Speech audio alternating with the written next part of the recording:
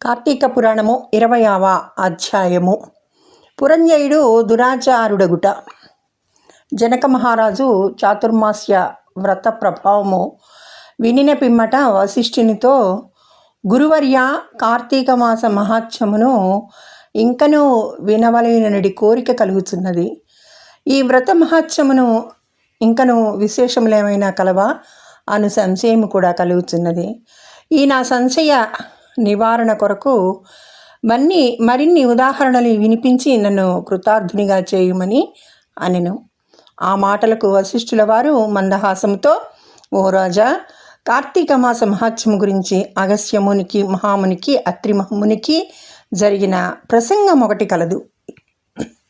దానిని వివరించెదను, ఆలకించుమని ఆ కథా విధానమును ఈ విధంగా వివరించెను. పూర్వం ఒకప్పుడు అగస్త్య మహర్షి అత్రి మహర్షిని గాంచి, ఓ అత్రి మహాముని, నీవు విష్ణువు అంశయందు పుట్టినావు. కార్తీక మాస మహత్యమును నీ కామూలాగ్రమున తెలియను, కావున దానిని నాకు వివరింపుమని కోరెను. అంత అత్రి మహాముని, కుంభసంభవ, నీవడిగిన ప్రశ్న వాసుదేవునికి ప్రీతికరమగుటచే ఉత్తమమైనది. కార్తీక మాసముతో సమానమగు మాసము, వేదముతో సమానమగు శాస్త్రము, ఆరోగ్య సంపదకు సాటియగు సంపద లేదు.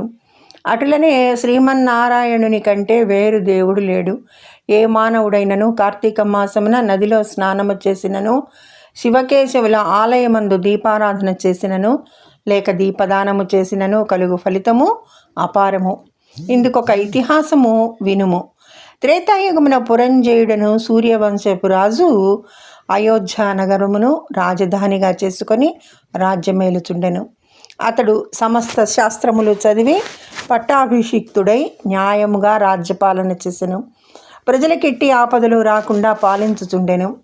అట్లుండా కొంతకాలమునకు పురంజయుడు అమిత ధనాశి చేతను, రాజ్యాధికార గర్వము చేతను జ్ఞానహీనుడై, దుష్టబుద్ధి కలవాడై, దయాదాక్షిణ్యములు లేక దేవ బ్రాహ్మణ మాన్యములు లాగుకొని పరమలోభి అయి చోరులను చేరతీసి వారిచే దొంగతనములు, దోపిడీలు చేయించుచు దొంగలు కొల్లగొట్టుకొని వచ్చిన ధనములో సగము వాటా తీసుకొనుచు ప్రజలను భీతావహులను చేయుచుండెను.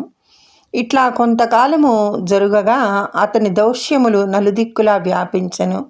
ఈ వార్త కాంభోజ, కొంకణ, కళింగాది రాజుల చెవులబడినది.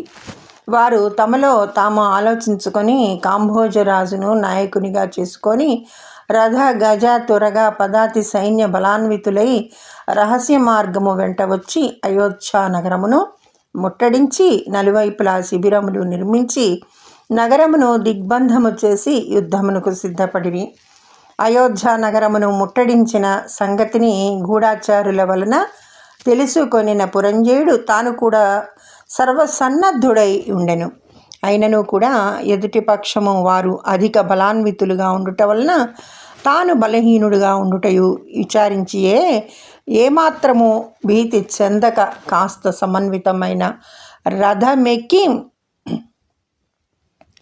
సైన్యాధిపతులను పురిగొల్పి చిత్రంగా బల సమేతమైన సైన్యముతో యుద్ధ సన్నద్ధుడై వారిని ఎదుర్కొనగా భేరి మ్రోగించి సింహనాదము గావించుచు మేఘములు గర్జించినట్లు హుంకరించి శత్రు సైన్యములపై పడెను. ఇట్లు స్కాంద పురాణాంతర్గత వశిష్ఠ ప్రోక్త కార్తీక మహాత్మ్యమందలి వింశాధ్యాయము 20వ రోజు. ఓం నమః శివాయ. 20వ రోజు పారాయణము సమాప్తము. ధన్యవాదములు. సర్వే జన సుఖినో భవంతు.